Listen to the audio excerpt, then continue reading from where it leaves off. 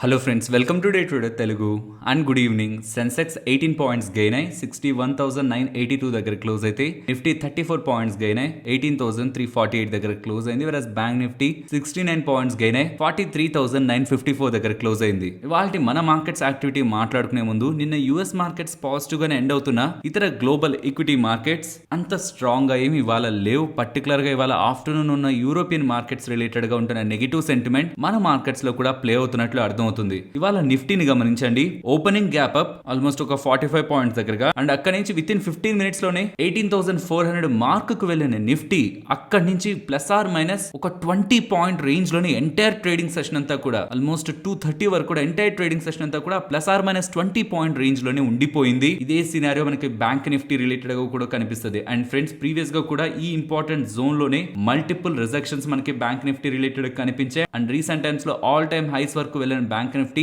ఇదే రేంజ్ నుంచి రిజెక్ట్ అయింది. కాబట్టి నెక్స్ట్ అప్కమింగ్ ట్రేడింగ్ సెషన్ లో ర్యాలీ అవుతూ 80 పాయింట్ జోన్ లోకి వస్తున్నప్పుడు కొంత కాషియస్ గా మనం వ్యవహరించాలి. ఓవరాల్ బ్యాంక్ నిఫ్టీలో కూడా సిమిలర్ సినారియోని, but compared with Nifty at least bank నిఫ్టీలో కొంత మూవ్ ఉంది. బట్ నిఫ్టీ కంప్లీట్ గా ఇవాళ 20 పాయింట్ రేంజ్ లోనే 230 వరకు కూడా స్టాగ్నెంట్ గా ఉండిపోయింది. అండ్ టైం దగ్గర పడే కొద్దీ యూఎస్ డెట్ సీలింగ్ రిలేటెడ్ గా మార్కెట్ లో స్పెక్యులేషన్స్ అయితే స్టార్ట్ అవుతున్నాయి. ఫ్రెండ్స్, నేను రీసెంట్ వీడియోస్ లో కూడా చెప్తూ వస్తున్నాను, డెట్ సీలింగ్ అనేది ఇవాళ అరైజ్ అయిన కొత్త సమస్య కాదు. ఇది ఎప్పటి నుంచో చాలా టైమ్స్ యుఎస్ గవర్నమెంట్ అండ్ వాళ్ళ డెట్ రిలేటెడ్ గా ఎదురయ్యే సమస్య. కానీ ప్రతిసారి ఏం జరుగుతుందంటే లాస్ట్ మినిట్ వరకైనా లేదంటే కొన్ని రోజుల ముందైనా దీని రిలేటెడ్ గా రిజల్యూషన్ వస్తుంది. కానీ ఇప్పుడు మార్కెట్ లో ఉన్న ఎస్టిమేట్స్ ప్రకారం అయితే జూన్ 1st కి వాళ్ళు డిఫాల్ట్ అవుతారని. బట్ ఇంకొన్ని ఫైనాన్షియల్ ప్లాట్ఫామ్స్ లో ఎలా ఉందంటే జూన్ 5th వరకు వాళ్ళకి గడువు ఉంది, జూన్ 7th వరకు వాళ్ళకి గడువు ఉంది అంటున్నారు. But as of now major platforms అని కూడా జూన్ 1st లోపు వీళ్ళకు ఉంటున్న డెట్ సీలింగ్ లిమిట్ ని పెంచకపోతే యుఎస్ గవర్నమెంట్ డెట్ పరంగా డిఫాల్ట్ అవుతున్నట్టు. కాబట్టి యాక్చువల్లీ అలాంటి సందర్భాలు చాలా సార్లు ప్రీవియస్ గా వచ్చాయి, బట్ ఎప్పుడు కూడా గవర్నమెంట్ డిఫాల్ట్ అవ్వలేదు. But if in case time bad, ఈసారి ఒకవేళ గవర్నమెంట్ డిఫాల్ట్ అయితే ఒక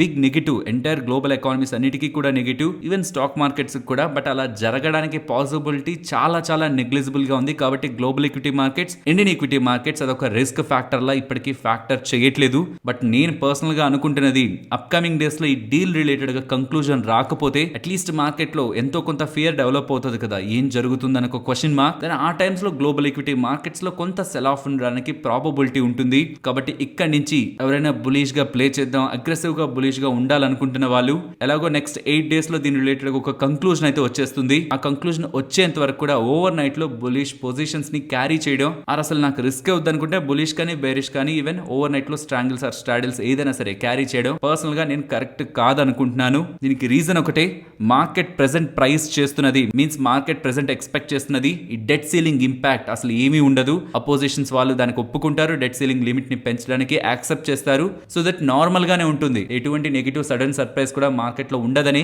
మార్కెట్ ఎక్స్పెక్ట్ చేస్తుంది. బట్ ఈ డీల్ ఫైనలైజ్ అవడంలో డిలే అవుతూ ఎండ్ వరకు వస్తుంటే మార్కెట్ లో భయాలు కొంత స్టార్ట్ అయినా ఓవర్ నైట్ లో యూఎస్ మార్కెట్స్ లో వస్తున్న సెల్లింగ్ మన మార్కెట్స్ ఒక gap up and gap down కూడా నెక్స్ట్ ఫ్యూ డేస్ వరకు ఇంపాక్ట్ చేయడానికి ఛాన్స్ ఉంటుంది. కాబట్టి ఈ డెట్ సీలింగ్ రిలేటెడ్ గా ఎలాగో మనకి జూన్ 1st వీక్ లో మనకి ఒక రియల్ కంక్లూజన్ వచ్చేస్తుంది.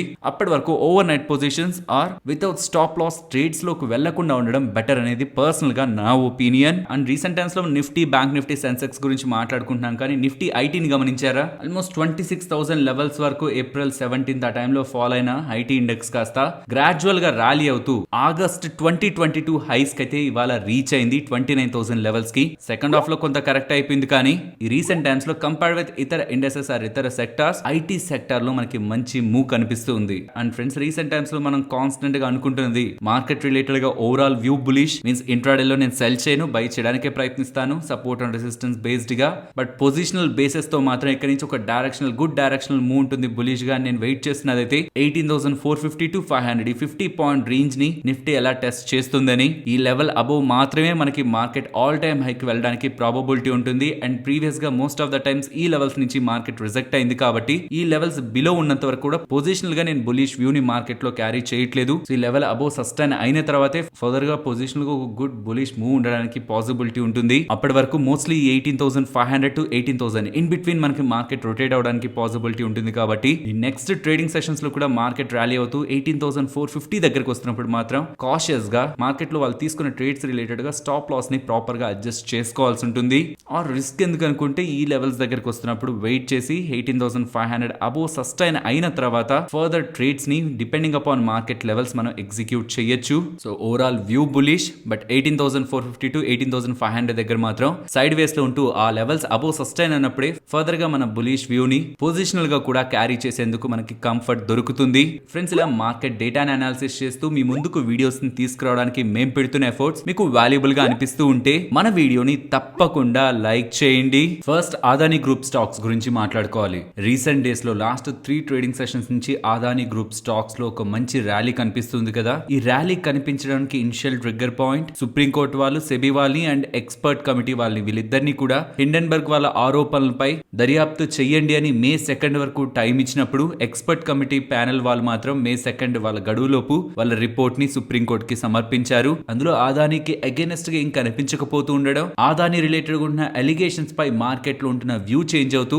ఎక్స్పర్ట్ కమిటీ ప్యానెల్ వాళ్ళ రిపోర్ట్ నుంచి కూడా స్టాక్స్ లో మనకి మంచి మూవ్ కనిపిస్తుంది. అలా ఈ హిండెన్బర్గ్ రిపోర్ట్ వచ్చినప్పటి నుంచి స్టాక్స్ లో మనకి ఒక బిగ్ ఫాల్ కనిపించింది కదా. January 24th ఆ పాయింట్ ఆఫ్ టైమ్ లో స్టాక్స్ లో ఒక మ్యాసివ్ కరెక్షన్ కనిపించింది. సో ఆ January 24th ఆ బిగ్ ఫాల్ తర్వాత నుంచి ఏ స్టాక్స్ ఎంతెంత రికవర్ అయ్యాయన్న పర్సంటేజ్ ని ఇక్కడ స్క్రీన్ పైన గమనించవచ్చు. అందులో majority of portion recent times లో ఎక్స్పర్ట్ ప్యానెల్ వాళ్ళు వాళ్ళ తుది నివేదికని సమర్పించిన తర్వాత ఏ స్టాక్స్ లో ఎంతెంత recovery with respect to their market capital వచ్చింది అనేది కూడా ఇక్కడ మీరు స్క్రీన్ పైన గమనించవచ్చు. సరే, మరి ఇవాళ కూడా స్టాక్స్ ర్యాలీ అయ్యి దీనికి ఇదే రీజన్ ఇంకేదైనా అదర్ రీజన్ ఉందా అంటే ఇంకొక ఇంపార్టెంట్ అప్డేట్ కనిపిస్తుంది. ఫ్రెండ్స్, మీకు గుర్తుంటే March 2 మనకు ఒక అప్డేట్ వచ్చింది. ఆ టైంలో అదానీ స్టాక్స్ రిలేటెడ్ గా కంప్లీట్ గా నెగిటివ్ గా ఉంది. అలాంటి సిచ్యువేషన్స్ లో అదానీ స్టాక్స్ లోకి 15,000 కోట్ల దగ్గరగా ఇన్వెస్ట్మెంట్స్ చేయబోతున్నట్లు రాజీవ్ జైన్ గారు, జీక్యూజీ పార్ట్నర్స్ ని నడిపిస్తున్న వ్యక్తి. యాక్చువల్లీ జీక్యూజీ పార్ట్నర్స్ వాళ్ళు వివిధ దేశాల్లో పెద్ద పెద్ద కంపెనీస్ లో ఇన్వెస్ట్మెంట్స్ చేస్తుంటారు. ఇండియాలో apart from Adani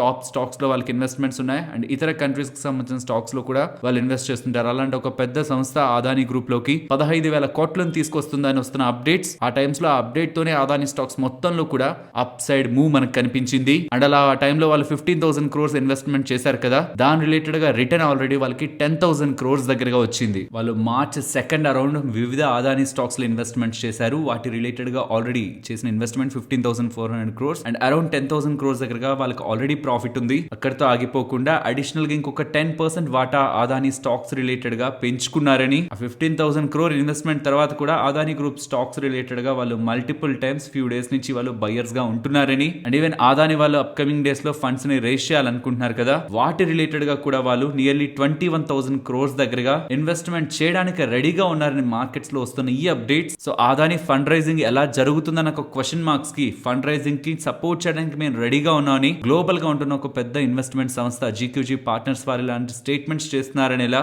financial platforms లో వస్తున్న ఈ అప్డేట్స్ కారణంగానే ఇవాళ స్టాక్స్ లో ఫ్రెష్ లెగ్ ఆఫ్ ర్యాలీ మనకి కనిపించింది. సో రీసెంట్ టైమ్స్ లో ఉంటున్న పాజిటివ్ ట్రిగ్గర్స్ ని ఒక్కొక్కటిగా మాట్లాడుకుంటే ఎక్స్పర్ట్ కమిటీ ప్యానెల్ వాళ్ళు ఇటువంటి నెగిటివ్ చేయకపోవడమే సెంటిమెంట్ ని టర్న్ చేసింది. అండ్ సెకండ్, ఈ జీక్యూజీ పార్ట్నర్స్ వారు రీసెంట్ టైమ్స్ లో బయర్స్ గా ఉన్నారని అండ్ రీసెంట్ టైమ్స్ లో కాన్స్టెంట్ గా అదానీ స్టాక్స్ రిలేటెడ్ గా వాటాని బై చేస్తూ అప్కమింగ్ టైమ్స్ లో అదానీ వాళ్ళు ఫండ్స్ ని రేస్ చేయాలనుకుంటున్న QIP ద్వారా వీళ్ళు ఇంట్రెస్టెడ్ గా ఉన్నారని, పెద్ద మొత్తంలో అదానీ స్టాక్స్ లో ఇన్వెస్ట్ చేసేందుకు వాళ్ళకి ఇంట్రెస్ట్ ఉందని అండ్ నెక్స్ట్ 5 years లో వీళ్ళు ఒక బిగ్ షేర్ హోల్డర్ గా Adani entire Adani group related గా పెద్ద మొత్తంలో వాటాని హోల్డ్ చేయాలనుకున్నారనే ఇంట్రెస్ట్ ని కూడా వీళ్ళు వ్యక్తం చేస్తూ ఉండడం, నియర్లీ $3.5 billion వరకు కూడా వీళ్ళ ఇన్వెస్ట్మెంట్స్ తీసుకువెళ్ళడానికి వాళ్ళకి ఇంట్రెస్ట్ ఉందని వస్తున్న ఈ స్టేట్మెంట్స్ అదానీ రిలేటెడ్ గా ఫర్దర్ ర్యాలీకి ఇంపార్టెంట్ రీజన్ గా కనిపిస్తుంది. అండ్ ఫ్రెండ్స్, స్టాక్ మార్కెట్ లో స్టాక్స్ ఫాల్ అవుతున్నప్పుడు మనకు ఆ స్టాక్స్ రిలేటెడ్ గా నెగిటివిటీ ఆర్ ఎగ్జిట్ అవ్వాలనే ఒక ఉద్దేశం అండ్ పెరుగుతున్నప్పుడు ఇంకా పెరిగిపోతుందేమో, ఇక్కడ కొంటే మనం ఇంకొన్ని రోజుల్లో మంచి గెయిన్స్ చూస్తామని ఎక్సైట్మెంట్స్ తో డిసిషన్స్ తీసుకుంటుంటారు. బట్ అది రాంగ్. నేను ఇక్కడ ఇది అదానికనే ఎగ్జాంపుల్ గా చెప్పట్లేదు. అది ఏ స్టాక్ అయినా ఏదైనా ఒక ఫ్యాక్టర్స్ తో పెరిగిపోతూ ఆర్ ఏదైనా ఫ్యాక్టర్స్ తో పడిపోతూ ఉంటే జస్ట్ ఎంటర్ అయి చూద్దాం నెక్స్ట్ ఇలా జరుగుతుంది అలా జరుగుతుంది అనే అజంప్షన్స్ తో ఏ స్టాక్ ని కూడా బై చేయదు. ఏ స్టాక్ అదానీ స్టాక్స్ అనే కదా ఇంకే ఇతర స్టాక్స్ లో ఇన్వెస్ట్మెంట్ చేద్దాం అనుకుంటేనే ఒకసారి బిజినెస్ ని గమనించండి. ప్రాఫిటబిలిటీ, వాళ్ళ డెట్ లెవెల్స్ అండ్ వాళ్ళ బిజినెస్ రిలేటెడ్ గా ఇతర కంపెనీస్ తో పోలిస్తూ వెళ్తున్న మోట్ ఏంటి, సస్టైనబిలిటీ ఎలా ఉంటుంది, గ్రోత్ ఫ్యాక్టర్స్ వీటన్నిటిని గమనించి ప్రెసెంట్ ఉన్న వాల్యుయేషన్ మీకు అట్రాక్టివ్ గా అనిపిస్తున్నప్పుడు అప్పుడు చేస్తున్న ఇన్వెస్ట్మెంట్ ఫర్దర్ గా స్టాక్ రిలేటెడ్ గా వస్తున్న ఫాల్ మీకు ఒక ఆపర్చునిటీగా చూపిస్తూ హోల్డ్ చేయడానికి ఒక కన్విక్షన్ బిల్డ్ చేస్తుంది. లేదంటే ఇప్పుడు ఎలా అయితే ర్యాలీ అవుతుంటే మీకు కొనబుద్ధి అవుతుందో, ఈ స్టాక్ అనే కదా ఏ స్టాక్ అయినా మీకు కొనబుద్ధి అవుతుందో, ఫాలో అవుతున్నప్పుడు అది ఇంకా ఫియర్ ని క్రియేట్ చేసి ఇంకా లోయర్ లెవెల్స్ ను సెల్ చేసేందుకు కూడా ట్రిగ్గర్ చేస్తుంది. కాబట్టి మీకు అర్థం కాని బిజినెస్ ని, మీకు తెలియని వాటిని కంప్లీట్ గా అవాయిడ్ చేయడం స్టాక్ మార్కెట్ లో తప్పేం కాదు. స్టాక్ మార్కెట్ లో థౌసండ్స్ ఆఫ్ బస్సెస్ ఉంటాయి. ప్రతి బస్ ని చేస్ చేయాల్సిన నీడ్ లేదు. రైట్ టైం లో మీరు ఉంటున్న దగ్గరికి వచ్చి ఆగే బస్ ని ఎక్కినా మీ డెస్టినేషన్ ని సేఫ్ అండ్ సెక్యూర్ గా రీచ్ అవ్వచ్చు. సో ఎగ్జైట్మెంట్ స్టాక్ మార్కెట్ లో వర్క్ అవ్వదు. అండ్ నెక్స్ట్ రిలయన్స్ గురించి మాట్లాడుకోవాలి. వస్తున్న అప్డేట్స్ ప్రకారం జియో మార్ట్ రిలేటెడ్ గా లైక్ ముఖేష్ అంబానీ గారికి సంబంధించిన రిలయన్స్ సంస్థ అండర్ లో ఉంటున్న జియో మార్ట్ ఉంటుంది కదా, దాని రిలేటెడ్ గా 1000 ఎంప్లాయీస్ ని కట్ చేయబోతున్నారని అండ్ అక్కడితో కాకుండా ఇంకొక 9000 జాబ్స్ దగ్గరగా కూడా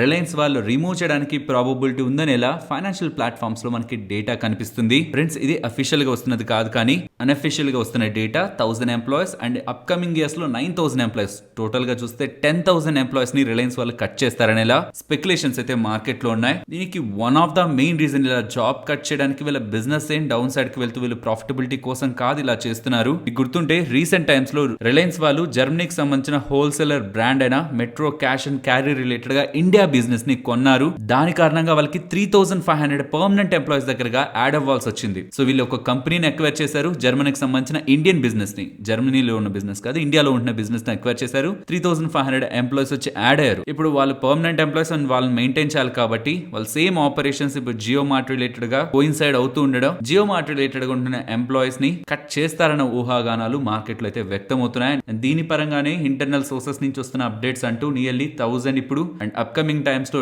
ఇంకొక 9000 టోటల్ 10,000 జాబ్స్ దగ్గరగా రిలయన్స్ వాళ్ళు తీసేస్తున్నారని ఇలా డేటా కనిపిస్తూ ఉంది. ఫ్రెండ్స్ ఇలా న్యూస్ అప్డేట్స్ ని అనాలిసిస్ చేస్తూ మీ ముందుకి కంటెంట్ తీసుకురావడానికి మేం పెడుతున్న ఎఫర్ట్స్ మీకు వాల్యుబుల్ గా అనిపిస్తూ ఉంటే మన వీడియోని తప్పకుండా లైక్ చేయండి. నెక్స్ట్ స్పైస్ జెట్ గురించి మాట్లాడుకోవాలి. స్పైస్ జెట్ రిలేటెడ్ గా కొన్ని ఇంపార్టెంట్ అప్డేట్స్ వస్తున్నాయి. స్పైస్ జెట్ ఒక సిఇఓ అండ్ ఎండి చేసిన స్టేట్మెంట్స్ ప్రకారం ప్రెజెంట్ ఎయిర్లైన్ అనేది ఒక ఇంపార్టెంట్ రీస్ట్రక్చరింగ్ ప్రాసెస్ లో ఉందని, ఈ రీస్ట్రక్చర్ ప్రాసెస్ ని సక్సెస్ఫుల్ గా లీడ్ చేస్తూ కంపెనీ రిలేటెడ్ గా ఉన్న డెట్ ని తగ్గించుకుంటూ గ్రోత్ ని తీసుకురావాలనుకుంటున్నారని వాళ్ళు అప్డేట్ చేస్తూ ప్రెసెంట్ వీళ్ళ ఫ్లైట్స్ ఆల్మోస్ట్ 25 దగ్గరగా గ్రౌండెడ్ గా ఉన్నాయి. అందులో 4 ఫ్లైట్స్ దగ్గరగా బై జూన్ 15th లోపు అగైన్ ఆపరేషన్స్ లో తీసుకురావడానికి ప్రయత్నిస్తున్నారని ఎలా స్పైస్ జెట్ దగ్గర నుంచి అప్డేట్స్ అయితే కనిపిస్తున్నాయి. బట్ ఓవరాల్ రీసెంట్ టైమ్స్ లో మీరు గమనిస్తే గో ఎయిర్ వాళ్ళు బ్యాంక్రప్సీ ని ఫైల్ చేసినప్పటి నుంచి కూడా స్పైస్ జెట్ రిలేటెడ్ గా ఎక్కువ ఫాల్ కనిపిస్తుంది. ఇది మేబీ స్పైస్ జెట్ లోనే లేకపోతే ఇతర కంపెనీస్ లో కూడా మీన్స్ ఎంటైర్ ఏవియేషన్ లో ఈ ప్రాబ్లం ఏదైనా ఉందా అంటే లాస్ట్ 1 year లో ఇండిగో కంపెనీ, ఈ కంపెనీకి ఎయిర్లైన్ ఈ ఫ్లైట్స్ రిలేటెడ్ గా 55.7% దగ్గరగా వాటా ఉంది. మార్చ్ ఎండింగ్ నాటికి చూస్తే మీన్స్ ఇది ఒక లీడర్ అనుకోవచ్చు. వీళ్ళు లాస్ట్ 1 year లో 34.5% పాజిటివ్ గా గ్రో అయితే with respect to stock price spice jet 51% దగ్గరగా డ్రాప్ అయింది.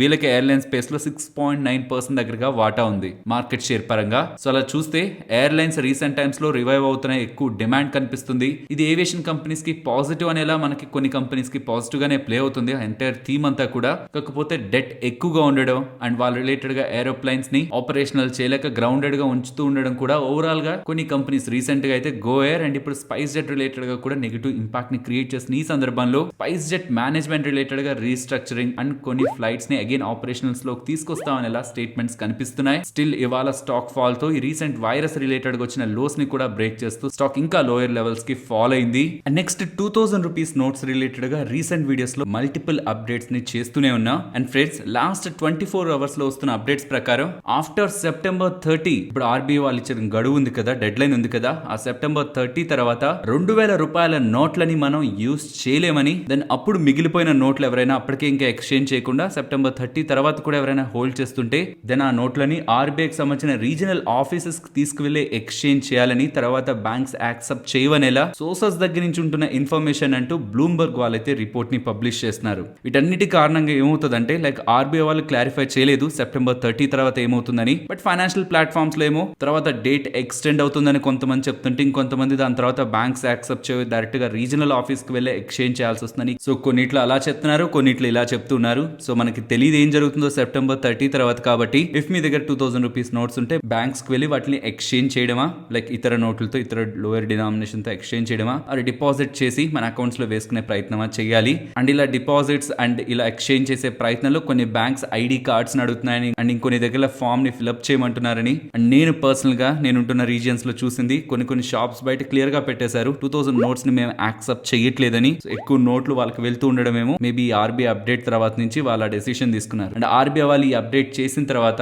నాకు అన్నాను కదా కొన్ని షాప్స్ యాక్సెప్ట్ చేయట్లేదని, అదే ఇంకొన్ని షాప్స్ అయితే మీరు 2000 రూపీస్ నోట్ తీసుకురండి, 2100 లిమిటెడ్ ఆర్ ఇంకంతకంటే ఎక్కువ గూడ్స్ ని తీసుకెళ్ళండి, సో మేము యాక్సెప్ట్ చేస్తున్నాం, మా దగ్గర బిజినెస్ చేయండి అని కొన్ని షాప్స్ అయితే ఇంకా కస్టమర్స్ ని ఎంకరేజ్ చేస్తున్నాయి. 2,000 రూపాయల నోట్లతో వాళ్ళ దగ్గర ఉన్న బిజినెస్ ని పెంచుకోవడానికి కూడా కొన్ని షాప్స్ ప్రయత్నిస్తున్నాయి. కానీ ఈ 2,000 రూపాయల నోట్ల రిలేటెడ్ గా అప్డేట్ వచ్చినప్పటి నుంచి గోల్డ్ మార్కెట్ అయితే బజ్ లో ఉందని, అఫీషియల్ గా ఉంటున్న లిస్టెడ్ ఆర్ రెగ్యులేటెడ్ ప్లేయర్స్ ఏం ప్రైస్ ను మార్చలేదు. కానీ డిమానిటైజేషన్ టైంలోని ఈవెన్ ఇప్పుడు కూడా నోట్ల రిలేటెడ్ గా వస్తున్న ఈ అప్డేట్స్ తో ఉండాల్సిన గోల్డ్ ప్రైస్ కంటే కూడా కేవలం 2,000 రూపాయలతో కొనే వాళ్ళకి అధిక ధర పెట్టి గోల్డ్ లో ట్రాన్సాక్షన్స్ జరిగాయనలా. అండ్ తర్వాత పెట్రోల్ పంప్స్ లో అధికంగా 2,000 నోట్ల వినియోగం జరుగుతుందని, and cash on delivery like Flipkart, Amazon వీటిల్లోంచి ఆర్డర్ చేస్తూ క్యాష్ ఆన్ డెలివరీలో పెడుతున్నారు. And even food delivery platforms నుంచి కూడా క్యాష్ ఆన్ డెలివరీ పెడుతూ ఇలా 2,000 రూపీస్ నోట్స్ ని స్పెండ్ చేస్తున్నారని ఇలా అప్డేట్స్ అయితే కనిపిస్తున్నాయి. ఫ్రెండ్స్, మన దగ్గర ఒకవేళ 2,000 రూపాయల నోట్ ఉంటే ప్రాబబ్లీ మోస్ట్లీ మన దగ్గర ఎక్కడ కూడా అది కనిపించదు. ఒకవేళ ఎక్కడైనా మనం పెట్టుకొని సేవ్ చేసుకొని ఉన్నా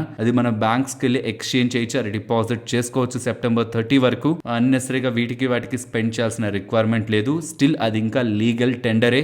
సెప్టెంబర్ 30 వరకు మనం అది వినియోగించుకోవచ్చు, బయట ఎక్కడైనా ఏదైనా కొనొచ్చు. బట్ స్టార్టింగ్ కదా, ఈ అప్డేట్స్ రావడంతో ఎక్కువ మంది 2,000 రూపీస్ నోట్ స్పెండ్ చేస్తుండే షాప్ వాళ్ళు ఇలా యాక్సెప్ట్ చేయట్లేదు. కానీ సర్టెన్ టైం అయ్యాక వాటి రిలేటెడ్ గా యాక్సెప్టెన్స్ కూడా పెరుగుతుంది. ఆర్ఎల్స్ మనం జస్ట్ బ్యాంక్ లోకి వెళ్ళి దాని ఎక్స్చేంజ్ ఆర్ డిపాజిట్ కూడా చేసుకోవచ్చు. కాబట్టి అన్నెసరీగా 2,000 రూపీస్ నోట్స్ రిలేటెడ్ గా భయాలను అయితే పెట్టుకోవాల్సిన అవసరం లేదు. నెక్స్ట్ వేదాంత గురించి మాట్లాడుకోవాలి. వేదాంత వాళ్ళు 18 rupees 50 paise per share dividend అయితే ప్రకటించారు. టోటలీ ఈ డివిడెండ్ కోసం వీళ్ళు 6,900 crores ఖర్చు పెడుతున్నట్లు అప్డేట్ చేస్తున్నారు. బట్ ఫ్రెండ్స్, మీరు గమనిస్తే వేదాంత రిలేటెడ్ గా నెట్ డెట్ మీన్స్ వీళ్ళకుంటున్న అప్పుల్లోంచి వీళ్ళకుంటున్న క్యాష్ బ్యాలెన్స్ వీటన్నిటిని తీసి చూస్తున్న నెట్ డెట్ ఆల్మోస్ట్ 45,260 crores దగ్గరగా ఉంది. అప్పుల్ని కట్టుకోవచ్చు కదా, మరి డివిడెండ్ ఎందుకు ఇస్తున్నారు? ఈ క్వశ్చన్ వస్తుందా?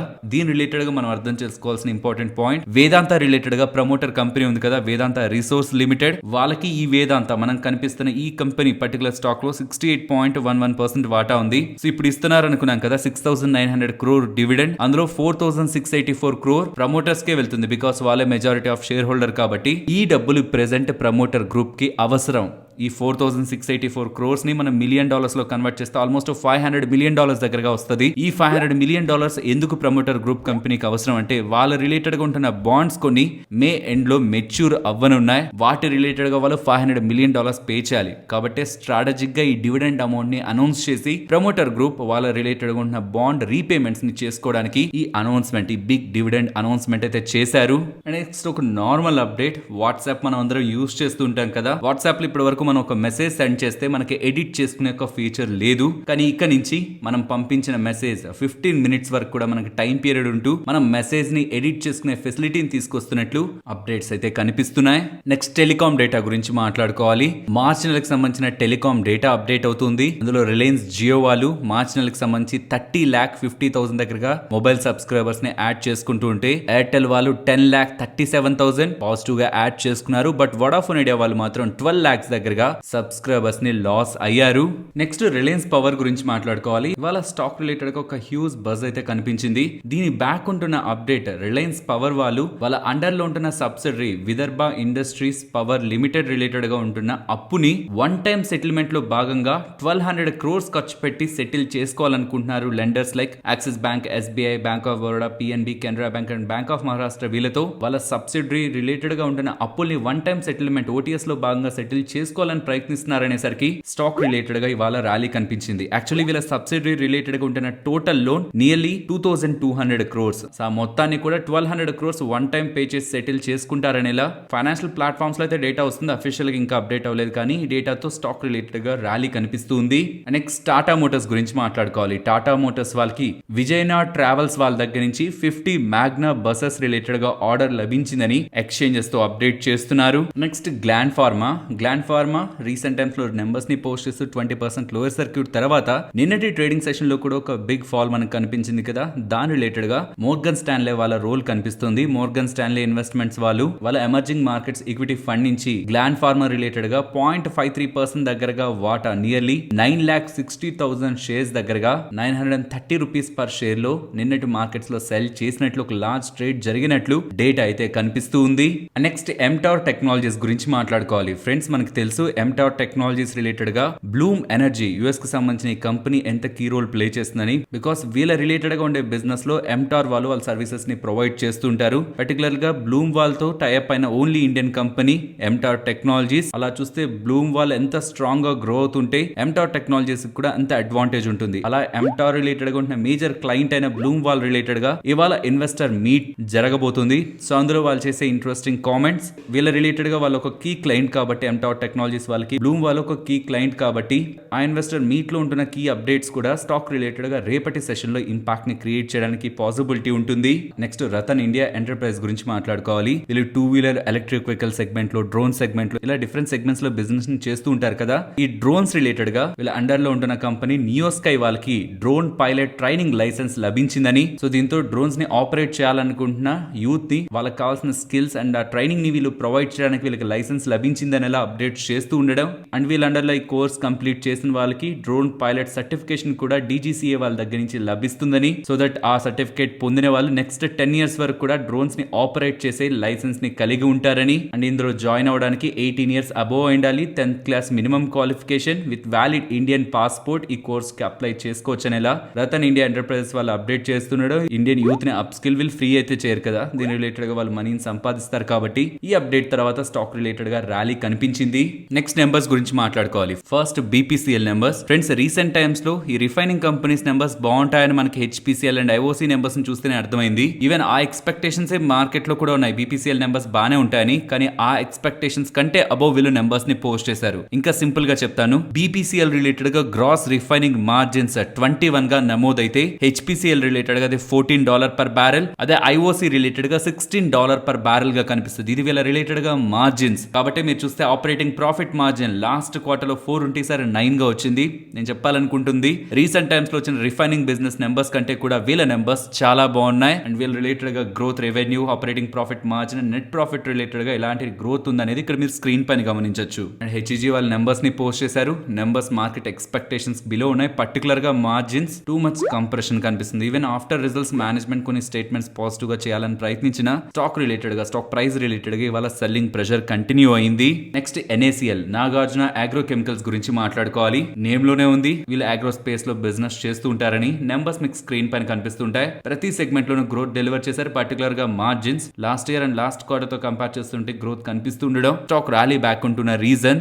నెక్స్ట్ డ్రీమ్ ఫ్లోక్స్ గురించి మాట్లాడుకోవాలి. మనం ఎయిర్పోర్ట్ లోకి వెళ్ళినప్పుడు లాంచెస్ ని చూస్తుంటాం కదా, వాటిని మేనేజ్ చేసేది వీళ్ళు. Quarter on quarter comparison and year on year comparison లో వీళ్ళ బిజినెస్ రిలేటెడ్ గా సిగ్నిఫికెంట్ గ్రోత్ కనిపించింది. ఫ్రెండ్స్ యాక్చువల్లీ గ్రోత్ మార్కెట్ కూడా ఎక్స్పెక్ట్ చేస్తున్నది, బికాస్ ఎయిర్పోర్ట్స్ రిలేటెడ్ గా ఎంత హ్యూజ్ డిమాండ్ కనిపిస్తుంది అండ్ పర్టికులర్ గా ఎయిర్పోర్ట్స్ లో లాంచెస్ వెనక ఎంత క్యూ ఉంటుంది అన్నది కూడా రీసెంట్ టైమ్స్ లో సోషల్ మీడియాలో సర్క్యులేట్ అవుతూనే ఉంది. బట్ ఆ ఎక్స్పెక్టేషన్స్ కి స్లైట్ అబోనే వీళ్ళ నెంబర్స్ ని పోస్ట్ చేశారు with respect to all segments. Even operation cash flow కూడా ఆల్మోస్ట్ 50 crore అరౌండ్ వీళ్ళు పోస్ట్ చేస్తూ ఉండడం డ్రీమ్ ఫ్లోక్స్ నెంబర్స్ ని ఈవెన్ మార్కెట్ ఎస్టిమేట్స్ కంటే కూడా మనం పాజిటివ్ గానే చూడొచ్చు.